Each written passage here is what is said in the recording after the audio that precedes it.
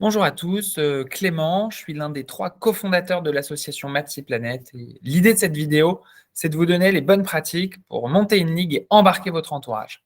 Je vais vous partager mon écran et vous expliquer au mieux les informations importantes à avoir en tête en tant qu'ambassadeur de ligue. Alors du coup, si vous devez expliquer Maths Planète à quelqu'un, voilà, vous pouvez le présenter comme un challenge de défi écologique à vivre avec son entourage qui dure 3 semaines. On a 2 versions du jeu.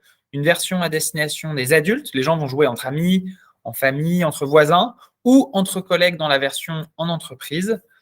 Et il y a la possibilité pour les enseignants de sensibiliser leurs élèves de la maternelle au lycée dans le cadre de MPP scolaire. Quel que soit le public, notre mission, c'est vraiment de sensibiliser et de faire agir un maximum de gens pour protéger la planète et le vivant. Notre ambition, c'est de devenir le jeu de référence en France, puis bientôt en Europe, sur le passage à l'action écologique. On est 3 cofondateurs à temps plein avec Mathilde et Christian, et 3 chouettes membres bénévoles de l'association nous ont rejoints et constituent le bureau de l'asso. On est aujourd'hui une équipe de 27 salariés, voilà, et du coup, on a constitué ça en différents pôles. Il y a le pôle scolaire qui accompagne tous les enseignants dans la mise en place du jeu dans leur établissement et dans leur classe. Le pôle entreprise qui, en fait, accompagne les entreprises, les collectivités et les universités, voilà, dans la mise en place du team building à impact environnemental qu'on propose lors des éditions adultes. Il y a la team tech qui va développer les 2 applications mobiles MPP et MPP scolaire en plus du site web. Et enfin, on a le pôle qu'on appelle CAP, communication, acquisition, partenariat, qui développe finalement la visibilité de l'asso. Et on remercie Jean-Denis qui nous aide sur la partie gaming. Ma petite planète ne serait pas grand-chose sans ces 150 bénévoles qui nous ont rejoints au fur et à mesure des éditions et qui nous aident sur plein de chantiers liés à la traduction, la gestion des ligues ouvertes, la rédaction des défis, et j'en passe. Alors, le principe du jeu. En tant qu'ambassadeur, vous allez créer une ligue de 6 à 24 participants. Et l'idée, c'est de faire le meilleur score de ligue possible, qui représente le score moyen des joueurs de votre ligue. Et donc ça va être votre rôle en tant qu'ambassadeur de motiver vos MPP players à valider un maximum de défis qui ont un impact positif pour la planète pendant le challenge et éviter les fameux malus. Les bonnes raisons de jouer à MPP, elles sont variées. Nous, on pense et on a essayé de construire l'expérience la plus sympa, marrante, originale possible. Les gens viennent aussi pour progresser et se challenger, voilà, faire des nouvelles choses. Il y a forcément des gens dans votre entourage qui vont réagir à l'aspect compétition. Et enfin, il y a l'aspect monter en compétence, comprendre les liens de cause à effet entre les différents phénomènes écologiques. Une chose importante à communiquer, c'est pas de pression. Chacun jouera et validera les défis selon son rythme et ses envies. Fin 2022, voilà où on en est. On est à un peu plus de 170 000 players qui ont déjà participé. Et ensemble, on a validé déjà plus de 2,3 millions de défis bonus pour la planète. Et ça, c'est vraiment ce qui nous motive et tout le sens de l'association.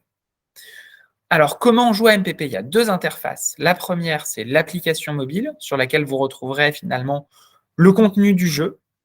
Voilà. Et en parallèle de ça, vous allez avoir accès à une conversation de ligue et c'est à vous de la créer, cette conversation, sur finalement l'interface qui vous sera la plus pratique.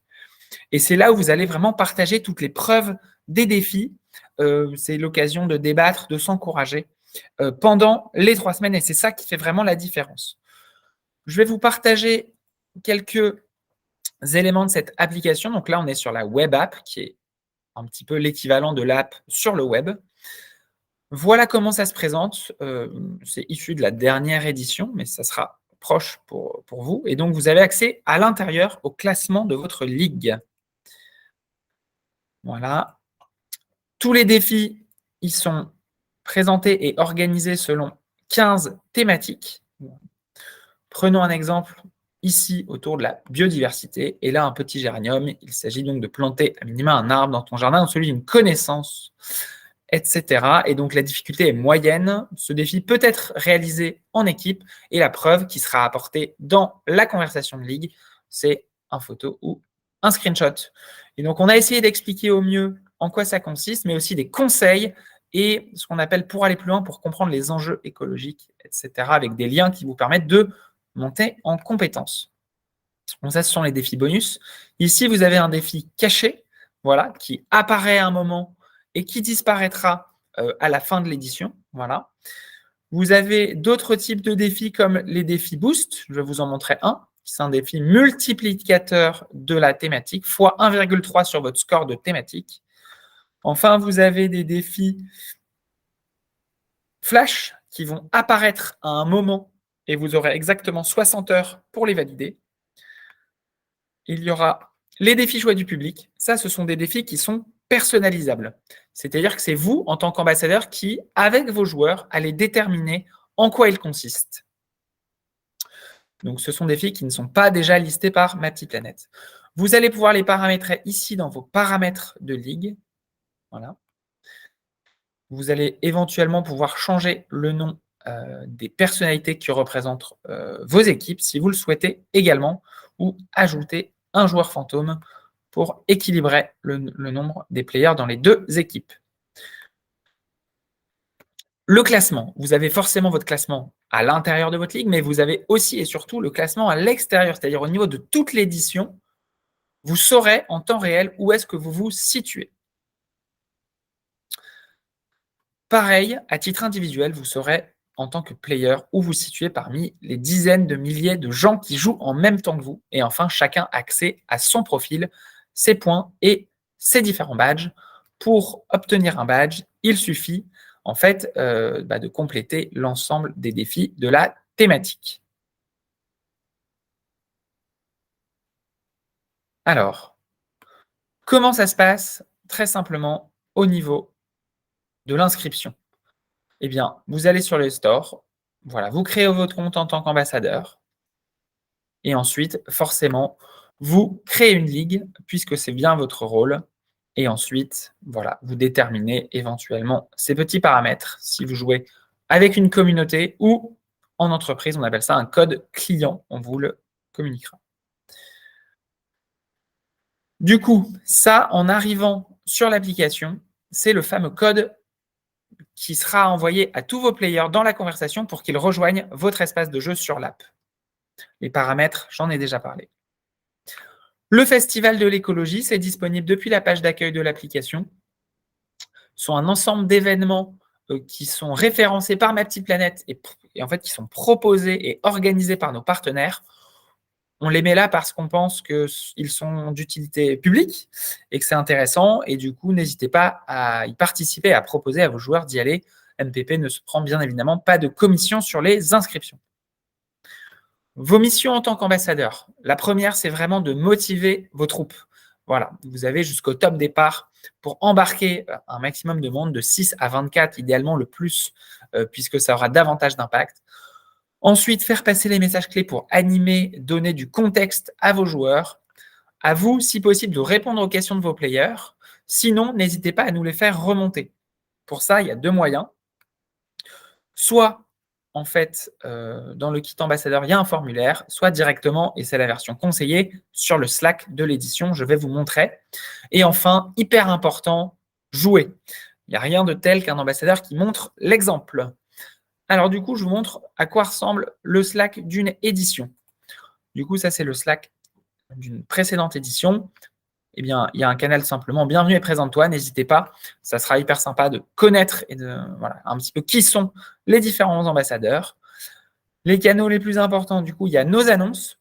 L'idée, c'est que nous, de temps en temps, ce sera mon rôle à moi et à Manon, qui est responsable des ambassadeurs, voilà, de vous indiquer quels sont les bons messages à copier-coller et à envoyer dans vos conversations de ligue. On va vous envoyer voilà, les messages avec le bon timing, donc n'hésitez pas à y faire un tour.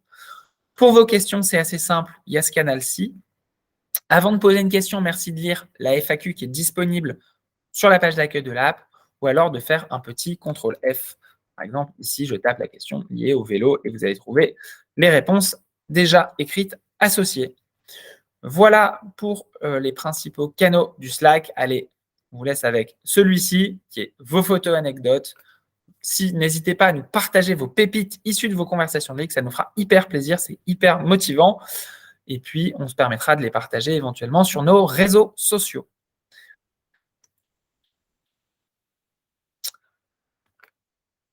Au niveau du timing, du coup, l'édition, elle commence toujours le lundi à 20h et elle finira forcément 3 semaines plus tard.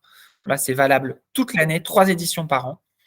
Et du coup, en parallèle, à vous d'animer. Il y aura les événements proposés par les partenaires et les newsletters qui vous seront envoyés progressivement.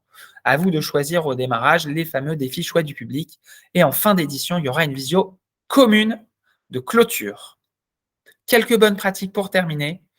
Voilà, le joueur fantôme dans le cas où vous êtes un nombre impair dans vos paramètres. La conversation de ligue, réfléchissez à ce qui est vraiment le plus pratique. N'hésitez pas à mettre une récompense en jeu pour davantage booster vos players, voilà, pour faire le meilleur score possible. Important, c'est votre rôle de relayer les infos importantes, donc n'hésitez pas à aller régulièrement sur Slack ou dans le kit ambassadeur. Les défis du public, choisissez-les en fonction de vos enjeux, avec votre entourage ou avec la structure à laquelle vous participez.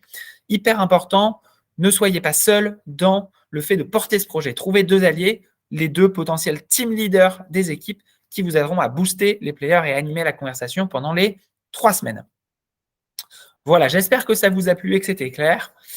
Pour la suite, voilà, c'est Manon qui sera votre interlocutrice principale en tant que responsable ambassadeur. Vous pouvez la contacter facilement sur le Slack.